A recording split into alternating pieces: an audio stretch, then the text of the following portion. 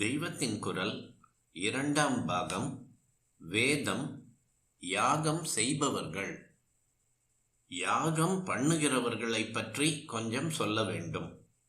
எவன் பொருளை செலவழித்து தட்சிணை கொடுத்து யஜ்ஞம் செய்கிறானோ அவனுக்கு எஜமானன் என்று பெயர்.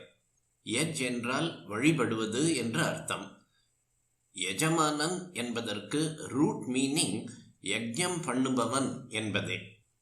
இப்போது நம் தமிழ் தேசத்தில் முதலாளியை எஜமான், எசமான் என்கிறோம். முதலாளிதானே சம்பளம் தருகிறான். அதனால் யஜ்ஞத்திலே தட்சிணை கொடுத்து வந்த எஜமானனின் ஸ்தானத்தில் இவனை வைத்துவிட்டோம்.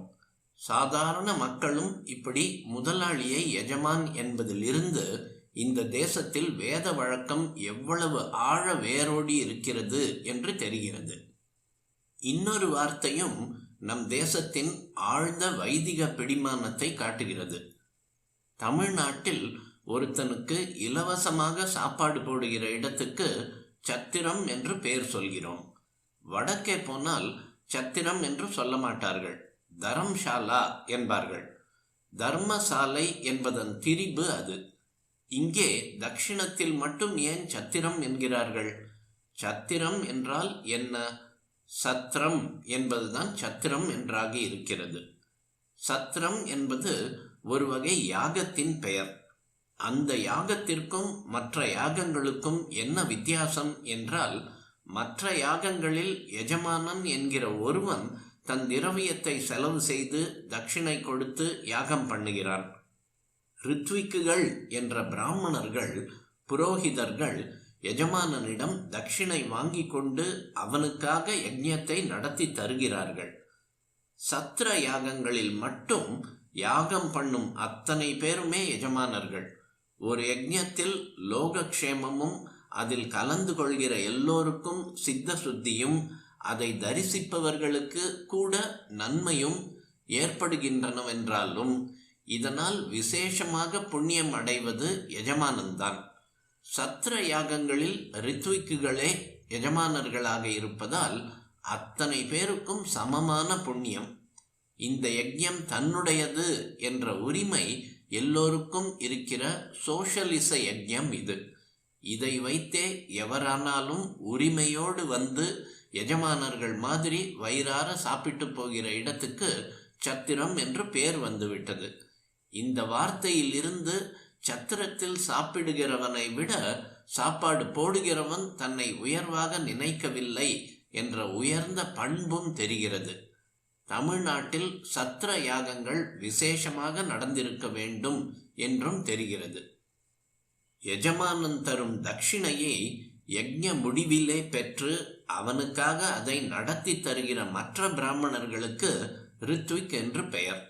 ரித்விக்குகளில் ஹோதா, உத்காதா, அத்வர்யு என்ற 3 பிரிவுகள் உண்டு.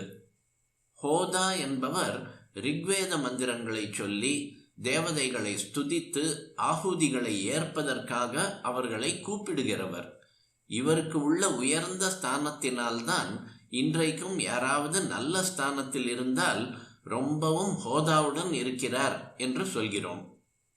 ரிக்வேதத்தில் தேவதாபரமான ஸ்தோத்திரங்கள் நிரம்பியுள்ளன. காரிய ரூபத்தில் செய்ய வேண்டிய யஜ்ஞ முறைகள் யஜுர்வேதத்தில் அதிகமாக இருக்கின்றன. இவற்றின்படி யஜ்ஞத்தை நடத்தி கொடுப்பவர் அத்வர்யு. சாம கானம் என்பதாக சாமவேதத்தில் உள்ள மந்திரங்களை கானம் செய்வது தேவதைகளை விசேஷமாக பிரீத்தி செய்விப்பதாகும். இதை செய்பவர் உத்காதா. இப்படி நடக்கிற யாகத்தை ஒருவர் மேற்பார்வை, சூப்பர்வைஸ் பண்ணுகிறார். அவருக்கு பிரம்மா என்று பெயர். பிரம்ம என்றே வேதத்துக்கும் பெயர். வேதமான பிரம்மத்தில் விசேஷமாக சம்பந்தப்பட்டவருக்கே வேதியர் என்பது போல பிராமணர் என்ற பெயரும் ஏற்பட்டது. வேதம் பயில்பவனை பிரம்மச்சாரி என்பதும் இதனால்தான். இங்கே யாகத்தில் சூப்பர்வைசருக்கு பிரம்மா என்று பெயர். அவர் அதர்வ வேதப்படி இந்த காரியத்தை பண்ணுகிறார். இப்படியாக ஹோதா, அத்வர்யு, உத்காதா, பிரம்மா என்ற 4 பேர் 4 வேதங்களை ரெப்ரசன்ட் பண்ணுகிறார்கள். இப்படி சொன்னாலும் ஹோதாவுக்கும் அத்வர்யுவுக்கும் உத்காதாவுக்கும் முறையே ரிக் யஜுஸ் சாம வேதங்களில் இருக்கிற சம்பந்தம் பிரம்மாவுக்கு அதர்வத்தில் இல்லை என்கிற அபிப்பிராயமும் பிற்காலத்தில் கொஞ்சம் வந்திருக்கிறது. பிரகிருதத்தில் நடைமுறையில் பார்த்தாலும் யஜ்ஞங்களில் பங்கெடுத்துக் கொள்பவர்கள் மற்ற 3 வேதங்களை அத்தியனம் செய்திருக்கிறார்களே தவிர அதர்வ அத்தியனம் செய்தவர்கள் இருக்கவில்லை. அதனால் ரிக் யஜுஸ் சாம என்ற 3 வேதங்களையும் கொண்டே சோமயாகம் முதல் அஸ்வமேதம் வரையில் எல்லா யஜ்ஞங்களும் செய்யப்படுகின்றன என்றும் அபிப்பிராயம் இருக்கிறது. அதர்வ வேதத்துக்கு என்று தனிப்பட்ட யஜ்ஞங்கள் இருக்கின்றன. அதர்வத்தில் சொல்லியுள்ள யாகத்தை இந்திரஜித் நிகும்பிலையில் பண்ணினான் என்று வால்மீகி ராமாயணத்தில் சொல்லியிருக்கிறது. மற்ற 3 வேதங்களுமே அதிகம் பிரச்சாரத்தில் இருப்பவை. 4 வேதங்கள் சதுர்வேதங்கள் என்று வித்யாஸ்தானங்களில் சொன்னாலும் அதர்வத்தை நீக்கி மற்ற 3ஐயுமே த்ரயி என்ற பெயரில் வேதங்களாக விசேஷித்து சொல்வது வழக்கம்.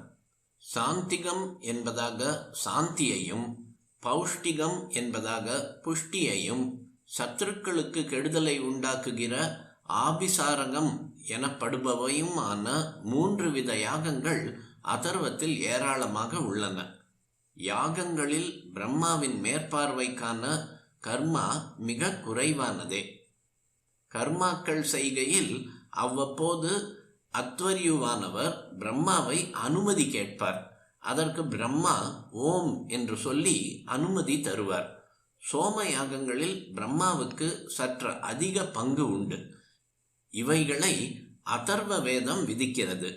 சோம யாகத்தில் பிராமணாச்சம்சி, அக்னித்ரன், போதா என்ற 3 ரித்விக்குகளுக்கு தலைவராக பிரம்மா வருகையில் அவருக்கான காரியங்கள் அதர்வ வேத சம்ஹிதையில் 19, 20 காண்டங்களில் உள்ளன. அவ்வப்போது யஜ்ஞத்தில் ஏற்படக்கூடிய தவறுகளுக்கான பிராயச்சித்தத்தை கூறுவதும் பிரம்மாவின் பொறுப்பே. அதர்வ வேதப்படியே பிரம்மாவின் ஸ்தானம் அமைந்திருப்பதாக அவ்வேதமே கூறுகிறது. மற்ற 3 வேதங்களை கொண்டு மட்டும் யஜ்ஞம் நடத்த முடியாது என்று அதர்வ வேதத்தின் கோபத பிராமணம் கூறுகிறது. அதர்வ வேதியாக இல்லாதவன் பிரம்மாவாக இருக்கக்கூடாது என்றும் அந்த பிராமணம் சொல்கிறது. ஆயினும் எக்காரணத்தாலோ ஆபஸ்தம்பர் முதலிய தர்மசாஸ்திரக்காரர்கள் அதர்வ வேதத்தை விலக்கி பிரம்மாவின் காரியங்களையும் மந்திரங்களையும் மற்றவர்களே செய்யும்படி இடமளித்து விட்டார்கள். ஆனால் அதர்வ வேதி வேண்டாம் என்றே சொல்லிவிடவில்லை. இவ்விவரங்கள் ஸ்ரீ அக்னிஹோத்திரம் ராமானுஜ தாத்தாச்சாரியார் உதவியவை.